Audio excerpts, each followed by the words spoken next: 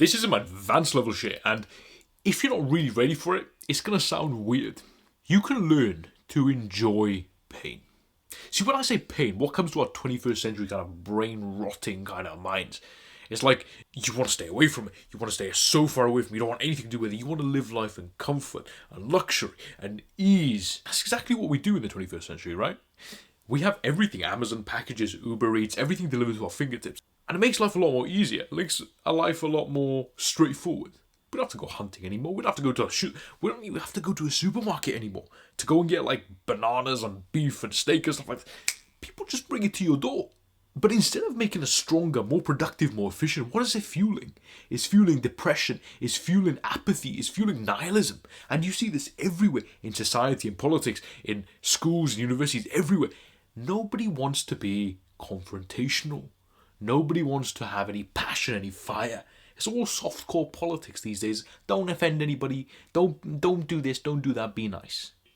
And nothing really matters anymore, does it? It feels like life is kind of losing its colour and everybody's just kind of sucked out of life.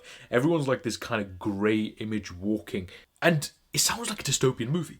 And it looks like a dystopian movie. Trust me. You just delete Instagram for like 2 weeks and observe the world and you see how grey everything is, how dull everything is.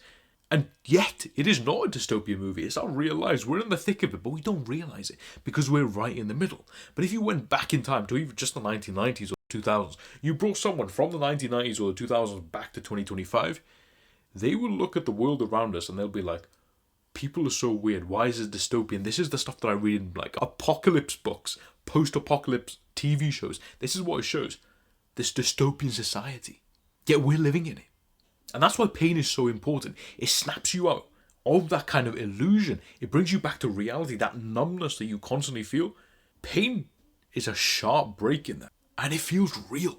Now, whether it comes from a freezing cold shower in the morning, or heartbreak, or disappointment, or failure, or just training really hard in the gym, pain feels good to an extent. Often, it feels good after you've experienced the pain. You feel that endorphin kind of rush. No matter if it's mental or physical, confrontational or whatever, you still feel the pain. But most of us, we don't run towards the pain. Logically, right? And humans are not designed to run towards the pain. We run away from it like animals, right? Just like you get shocked by an electric fence when you go a bit too close to the road, you get shocked by the electric fence and you run away and you never go back to it again. But what if I told you, how about if you run towards the pain? What will be the outcome? The more you expose yourself to pain, the more your mind kind of opens up a little bit more. Initially, you start observing it. Then you start feeling it and cataloguing it. And when you're truly in an advanced level, you start appreciating it. Because it's only the real thing. It's the most strongest stimulus that there is in life that reminds us that we're alive. See, there's a difference between pain and suffering. Pain is a stimulus. Not necessarily good, not necessarily bad. Suffering is a decision that you choose and you continue to choose. There's two ways you can go about this. The first one is be a sissy and completely just avoid the pain and run away from it. Or the second is to lean into it. Let me tell you exactly what happens. An example, when you lean into it. You know when you run on a treadmill? If you run on a treadmill, if you're lazy, fat, you don't run on a treadmill. But if you do run on a treadmill, you know what I will be talking about right now. So, if you run on a treadmill and you're like, I'm going to collapse. I don't think I can go anymore. And then you push through a little bit more and you're like, nah, let me run for 10 more seconds. Let me run for 20 more seconds. And you keep going, you keep pushing it. And you feel like your body's going to give out. You feel like your lungs are going to give out. But what happens?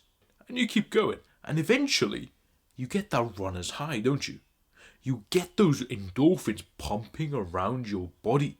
Remember I talked about endorphins like 30 seconds ago? These are your natural kind of opioid drugs, if you like. It makes you feel good, and they're only released after you go through periods of intense exercise. Now, this works for both physical and emotional pain. You will start feeling good after it. So your body and your mind are significantly more robust than you think. This is the kind of mechanism your body's telling you, oh, I got your back, carry on. Keep going forward. Keep pushing your limits. Because why? Pushing your limits makes you better. It makes you more robust. Right? So the normal things that would generally cause other people, regular people, don't go through pain, that avoid pain, to crumble, you're already used to that. You are like 2, 3, 4, 5 levels above that. Your body is pushing you towards that. It's a natural cycle. You push yourself, your body relieves the tension and the pain, and it tells you to push yourself even further. There's a story I heard when I was a child, and it taught me a lot. And it goes a little bit like this. Buffaloes and cows. Both of these are in the field. And they see a storm coming. Both a buffalo and a cow sense it at the exact same time. The cows run away in fear of the storm. The buffalo charges towards the eye of the storm. Both are wetted by the storm because you can't escape the storm. Buffalo emerges mightier. The cows become weaker because they've just been chased by the storm, trying to run away from the storm. The buffaloes experience the hardship for a small amount of period, and they come out more confident and stronger. Who won that battle? Which one are you? Are you the buffalo running into the storm, coming out stronger and bolder? Or are you the cow, constantly running away from your responsibilities, constantly running away from pain and coming out weaker? The more pain you seek out, the threshold for it increases. You become tougher and tougher until you eventually become bulletproof. A man who avoids pain comes out with more pain. A man who confronts pain and seeks it out comes out successful. If you work with the sweat of your brow, the work of your hands will be sweet. Till next time, I'll neighbor out.